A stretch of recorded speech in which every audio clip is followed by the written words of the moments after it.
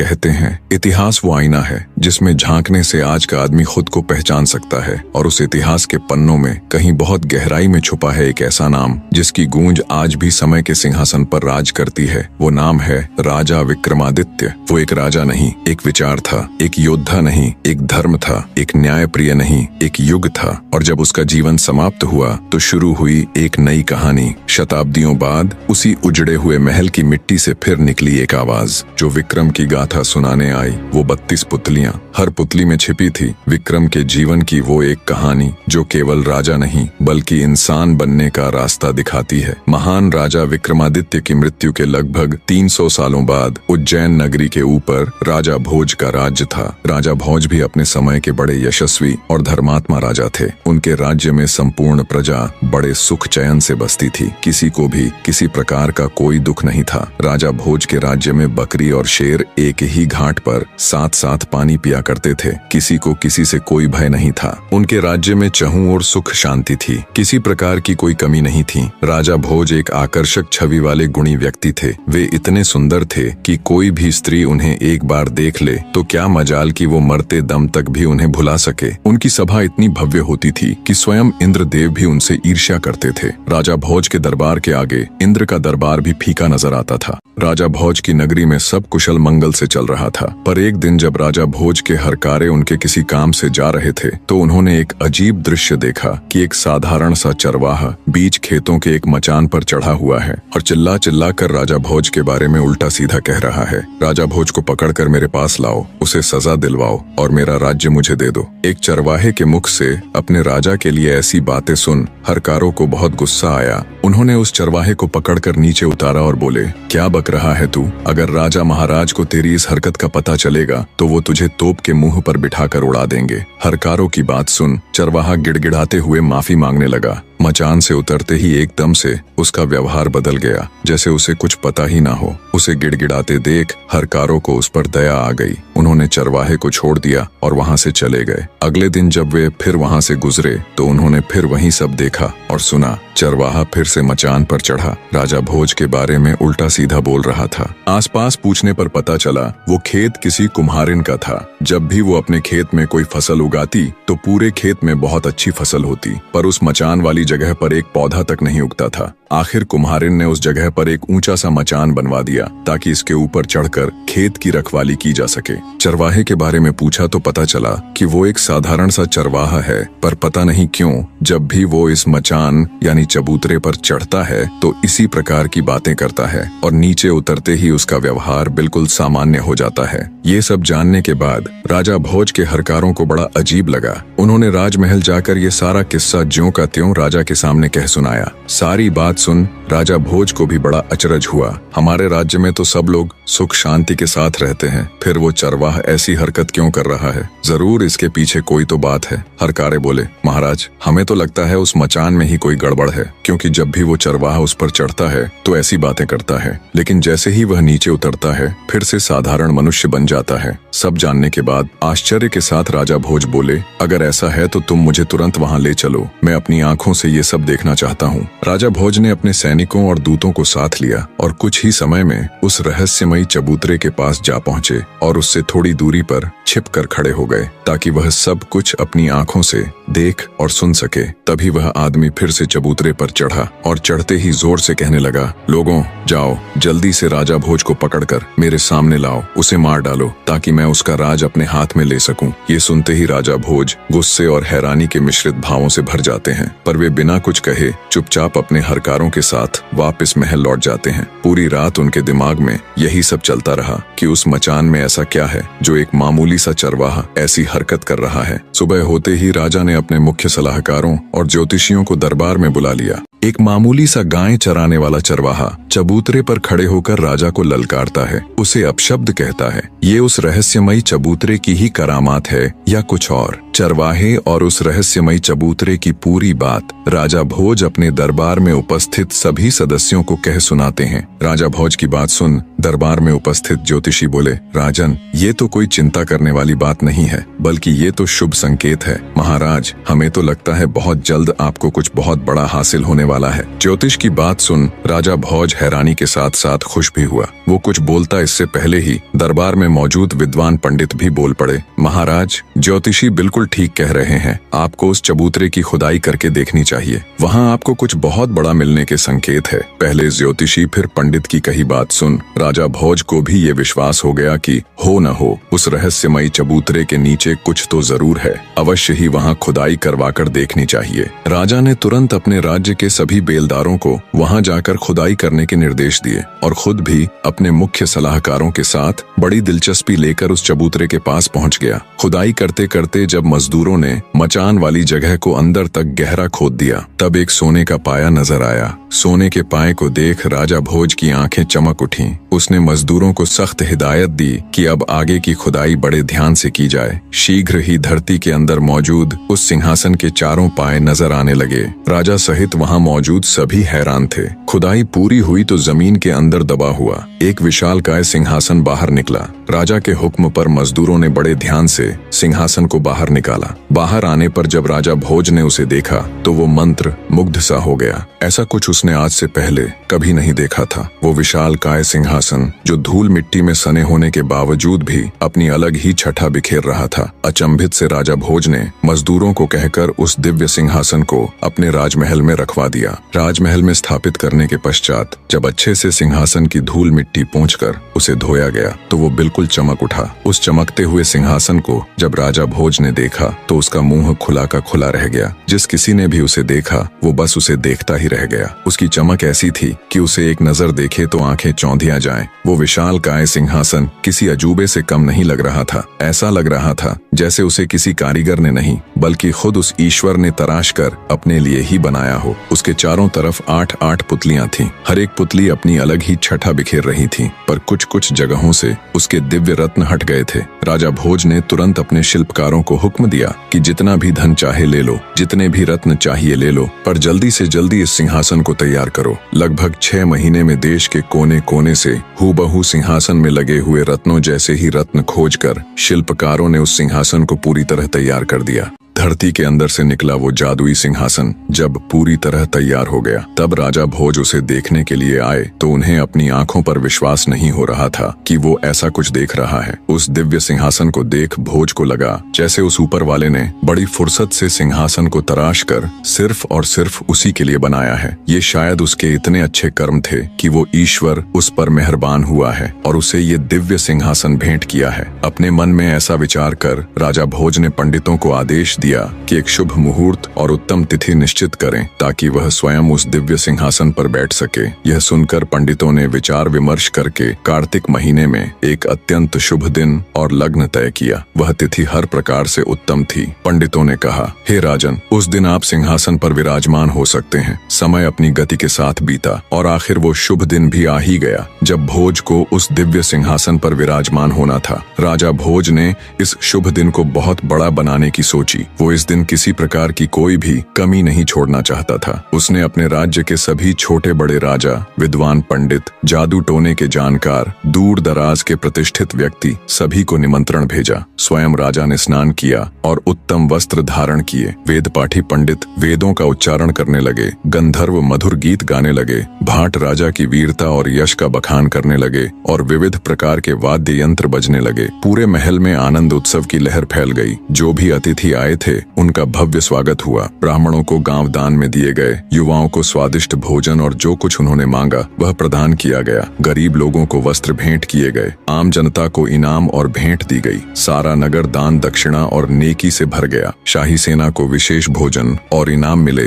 राजा के अपने खास सेवकों को अलग अलग प्रकार की कृपा और नवाजिशें दी गईं। संक्षेप में कहें तो जो भी लोग उस सभा में उपस्थित थे वे सब जय जयकार कर रहे थे। नगर के छोटे बच्चे से लेकर बूढ़े तक, गरीब से लेकर अमीर तक सब राजा भोज की कृपाओं से खुशी से झूम रहे थे। सभा के बीचों बीच वह दिव्य सिंहासन स्थापित था। राजा भोज अत्यंत प्रसन्न मन से भगवान श्री गणेश का स्मरण करते हुए सिंहासन के पास जाकर खड़े हो गए। जैसे ही राजा ने सिंहासन पर चढ़ने के लिए अपना दाहिना पैर बढ़ाया, तभी सभी पुतलियां खिलखिलाकर हंस पड़ीं। सिंहासन में लगी निर्जीव पुतलियां हंसी। ये किसी अचंभे से कम नहीं था। कुछ समय पहले जहां नाच गाना राग रंग हो रहा था, वहां एकदम से घोर सन्नाटा पसर गया। सबके मुंह भारी आश्चर्य से खुले के खुले रह गए। किसी को भी समझ नहीं आया कि ये हुआ तो आखिर हुआ क्या। राजा भोज भी एकदम सन्न पड़ गए, मानो पत्थर के बने हों। उनका मुंह पीला पड़ गया और गला एकदम सूख गया। घबराहट और शर्मिंदगी के मिश्रित भावों ने उन्हें घेर लिया। उनके आश्चर्य की सीमा नहीं थी। मारे शर्म और भय के राजा भोज तो जैसे धरती में घुसे जा रहे थे। आगे बढ़ाया हुआ अपना दाहिना पैर उन्होंने तुरंत पीछे खींच लिया। बिना सांस मांस की पुतली जब खिलखिलाकर हंसी तो मारे भय के राजा भोज का रंग उड़ गया। पूरी सभा में घोर सन्नाटा पसर गया। राजा भोज ने किसी तरह साहस जुटाया और सिंहासन पर बनी पुतलियों की तरफ देखते हुए बोले, तुम सबने ऐसा क्या देखा जो तुम यूं खिलखिलाकर हंसी? क्या मैं बलशाली राजा गज का पुत्र यशस्त्री नहीं हूँ? क्या मैं क्षत्रियों में कायर हूँ? क्या मैं निर्बल या नपुंसक हूँ? क्या मैं निर्दयी हूँ? क्या मेरी प्रजा मेरी आज्ञा नहीं मानती? क्या मेरे दरबार में योग्य पंडित नहीं है? क्या मेरे राज्य में पद्मिनी जैसी गुणी और सुंदर स्त्रियां नहीं हैं? क्या मैं राजनीति का ज्ञाता नहीं हूँ? क्या मैं कभी किसी सभा में अपमानित होकर बैठा हूँ? आखिर ऐसा क्या कारण है जो तुम सब मुझ पर यूं हंसी? कृपया मुझे बताओ। राजा की यह स्पष्ट और आत्माभिमानी बात सुनकर सिंहासन पर बनी उन पुतलियों में से रत्नमंजरी नामक प्रथम पुतली सिंहासन से निकलकर मानव रूप में राजा भोज के सामने प्रकट हो गई और बोली, हे राजन, मेरी बात ध्यान लगाकर सुनो। मैं तुम्हें एक कथा सुनाने जा रही हूँ। जो भी बातें तुमने अपने विषय में कही वे सब ठीक हैं। तुम्हारा तेज तो सूर्य से भी अधिक अग्नि की ज्वाला के समान है, परंतु इन सब का इतना भी घमंड मत करो, क्योंकि ये कोई साधारण सिंहासन नहीं है। तुमने अपने मन में न जाने क्या सोच लिया है। बस थोड़ी सी शक्ति और वैभव पाकर तुम अहंकार में डूब गए और अपने वास्तविक स्तर को भूल बैठे। सिंहासन पर बैठने से पहले तुम ये अच्छे से जान लो कि जिस राजा विक्रमादित्य का यह सिंहासन है, तुम उसके एक बाल के बराबर भी नहीं हो। उसके दरबार में तुम जैसे राजा केवल सामान्य नौकरों के समान ही थे बस। प्रथम पुतली रत्नमंजरी की बात सुन पहले से ही खार खाए राजा भोज का गुस्सा 7वें आसमान पर जा पहुंचा। वे भड़कते हुए बोले, अगर ऐसा है तो फिर मैं इस सिंहासन को अभी नष्ट करवाकर फिर से धरती में गड़वा दूंगा। राजा भोज के इतना कहने पर रत्नमंजरी कुछ कहती। इससे पहले ही सभा में मौजूद राजा भोज के कुल पुरोहित यानी उनके गुरु वर्षाचारी बोले, राजन, आपका यह व्यवहार न्याय से बहुत दूर है। पहले पुतली की बात ध्यान से सुनिए, बाद में जैसी आपकी इच्छा हो फैसला ले लीजिएगा। कुलगुरु की बात सुन राजा भोज कुछ शांत हुए और बोले, ठीक है, मैं भी तो जानूं आखिर सच्चाई क्या है। तब पुतली रत्नमंजरी बोली, मैं क्या कहूँ राजन, यदि केवल इन गुणों को ही मापदंड मान लिया जाए तो तुम जलकर भस्म हो जाओगे। जब तुम विक्रमादित्य की संपूर्ण कथा सुनोगे तब तुम्हें खुद पर लज्जा आएगी और तुम जिस जीवन को महान समझ रहे हो तुम्हें ये तुच्छ लगने लगेगा। और रही बात हमें और इस सिंहासन को नष्ट कर फिर से धरती में गाड़ने की, तो हमें कोई भय नहीं राजन। हम तो उसी दिन मर चुकी थीं जिस दिन राजा विक्रमादित्य दिव्य लोक में चले गए थे। इतने में राजा का दीवान यानी उनका प्रधानमंत्री पुतली से बोला, हे सिंहासन की पुतली, अब बातों में वक्त जाया मत करो और अपने इस गुस्से को त्याग कर हमें राजा विक्रमादित्य की कथा सुनाना प्रारंभ करो। तब प्रथम पुतली रत्नमंजरी कथा कहना आरंभ करती है। तो सुनो राजन। एक राजा की 4 रानियां थीं। राजा गंधर्वसेन जात पात में बिल्कुल भी विश्वास नहीं रखते थे, इसलिए उन्होंने उस समय समाज में मौजूद सभी 4 वर्गों यानी 4 जातियों की कन्या से विवाह कर लिया। उसकी 4 रानियों में एक ब्राह्मण, दूसरी क्षत्रिय, तीसरी वैश्य यानी बनिया और चौथी शूद्र यानी मजदूर जाति से थी। उसे ब्राह्मणी से एक पुत्र हुआ जिसका नाम ब्रह्मजीत रखा गया। क्षत्राणी से 3 बेटे हुए, एक का नाम शंख, दूसरे का नाम विक्रमादित्य और तीसरे का भर्तहरि रखा गया। वैश्य से एक लड़का हुआ जिसका नाम चंद्र रखा गया और शूद्राणी से धन्वंतरी नामक पुत्र हुआ। समय बीता और उसके सभी लड़के जवान हो गए। राजा गंधर्वसेन ने ब्राह्मणी से पैदा हुए ब्रह्मजीत को राज्य का दीवान नियुक्त कर दिया, पर ब्रह्मजीत के दीवान बनते ही राज्य में अशांति फैल गई, जिसे ब्रह्मजीत संभाल न सका और राज्य छोड़कर चला गया। ब्रह्मजीत के राज्य छोड़कर जाने के बाद राजा के दूसरे पुत्र शंख को संदेह था कि अब उसका पिता कहीं उसके भाई विक्रमादित्य को अपना उत्तराधिकारी न चुन ले, क्योंकि विक्रमादित्य को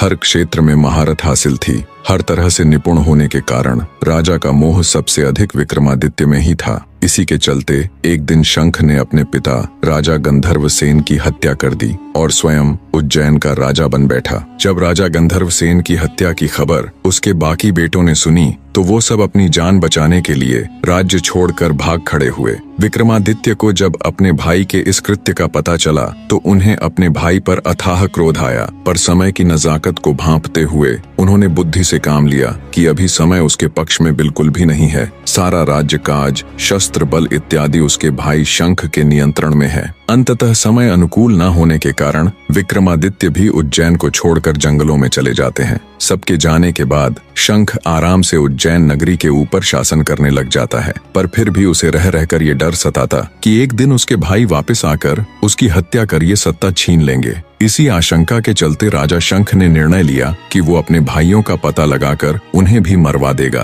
राजा शंख ने एक दिन देश प्रदेश से बड़े बड़े ज्योतिषी और भविष्यवक्ता बुलाए और अपना भाग्य बताने के लिए कहा। जब ज्योतिषी और भविष्यवक्ताओं ने राजा शंख की कुंडली के माध्यम से उसका भविष्य देखा तो उन्हें बड़ा अचरज हुआ। उन्होंने राजा शंख को बताया कि उसे उसके किसी भाई से कोई खतरा नहीं है, केवल विक्रमादित्य को छोड़कर उसकी कुंडली बता रही है कि उसकी मृत्यु उसके भाई विक्रमादित्य के हाथों लिखी हुई है। ये सुनकर राजा शंख के पूरे शरीर में डर की लहर दौड़ गई। उसने तुरंत सख्त हिदायत दे देश प्रदेश सब जगह अपने गुप्तचर फैला दिए। आखिरकार गुप्तचरों को जंगल में एक झील दिखी जिसमें विक्रमादित्य का प्रतिबिंब दिख रहा था। उन्होंने तुरंत राजा शंख को संदेश पहुंचाया कि विक्रमादित्य इस समय फलां जंगलों में रह रहा है।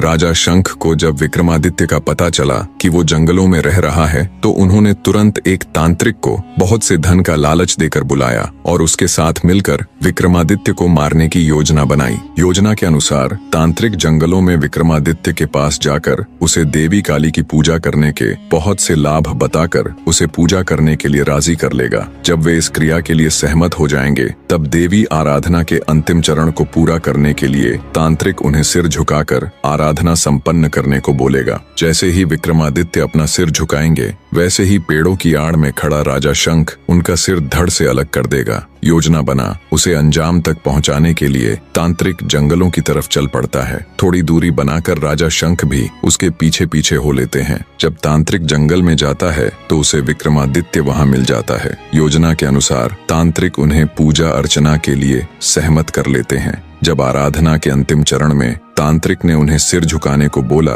तो विक्रमादित्य को कुछ संदेह हुआ। उन्होंने इशारा कर पहले तांत्रिक को ये क्रिया करके दिखाने के लिए कहा। जैसे ही तांत्रिक ने उसे दिखाने के लिए अपना सिर झुकाया तो रात के अंधेरे में आड़ में छिपे राजा शंख को लगा यही विक्रमादित्य है। वे फुर्ती के साथ निकले और अपनी तलवार के एक ही प्रहार से तांत्रिक की गर्दन धड़ से अलग कर दी। खतरे के अंदेशे से पहले से ही तैयार खड़े विक्रमादित्य ने झट से शंख की तलवार छीनकर उस पर अपनी पूरी ताकत से प्रहार किया। परिणाम स्वरूप शंख का सिर धड़ से अलग हो धरती पर जा गिरा। इस तरह विक्रमादित्य ने अपने पिता की हत्या का बदला ले लिया। शंख को उसके कर्मों का फल देने के बाद विक्रमादित्य उज्जैन लौट आए और राज्य को संभाल लिया। वह एक सदाचारी, न्यायप्रिय, दानी, उदार व लोकप्रिय राजा थे। उज्जैन की जनता उनके जैसा शासक पाकर धन्य हो गई। एक बार राजा विक्रमादित्य शिकार के लिए एक जंगल में गए हुए थे। वहां एक हिरण का पीछा करते करते वे बहुत दूर निकल गए और रास्ता भटक गए। घूमते घूमते वे एक महल के सामने जा पहुंचे।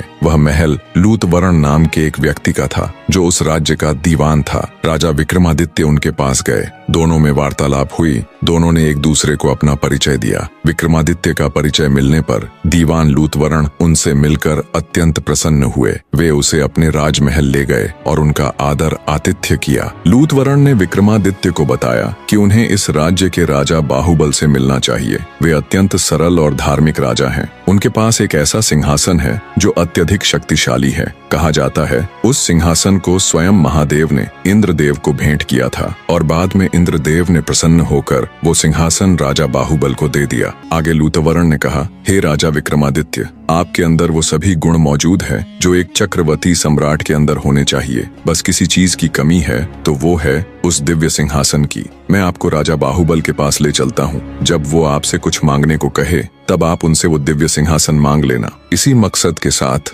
विक्रमादित्य और लूतवरण दोनों राजा बाहुबल के पास जाते हैं। तब राजा बाहुबल भी विक्रमादित्य से मिलकर अत्यंत प्रसन्न हुआ और बोला, विक्रमादित्य, तुम संपूर्ण भारत में इकलौते ऐसे राजा हो जिसने इतने कम समय में इतनी प्रसिद्धि हासिल कर ली कि अब देश के कोने कोने में लोग तुम्हें जानते और चाहते हैं। राजा बाहुबल ने भी राजा विक्रमादित्य का शानदार आदर आतिथेय किया। कुछ दिन सम्मान के साथ राजा विक्रमादित्य राजा बाहुबल के अतिथि बनकर रहे। फिर एक दिन जब विक्रमादित्य ने राजा बाहुबल के आगे वापस उज्जैन लौटने की इच्छा जाहिर की, तब राजा बाहुबल ने उन्हें कोई भेंट मांगने का अनुरोध किया। राजा विक्रमादित्य तो इसी अवसर की तलाश में थे। उन्होंने बिना एक भी पल गवाए राजा बाहुबल से वो अतुलनीय सिंहासन देने का अनुरोध किया। अब चूंकि राजा बाहुबल विक्रमादित्य को वचन दे चुके थे, तो उन्होंने निसंकोच वो सिंहासन राजा विक्रमादित्य को भेंट कर दिया। वे भली भांति इस बात से परिचित थे कि अगर उनके बाद कोई इस सिंहासन के योग्य है तो वो केवल और केवल विक्रमादित्य ही है। उन्होंने खुशी खुशी विक्रमादित्य को सिंहासन देकर विदा कर दिया।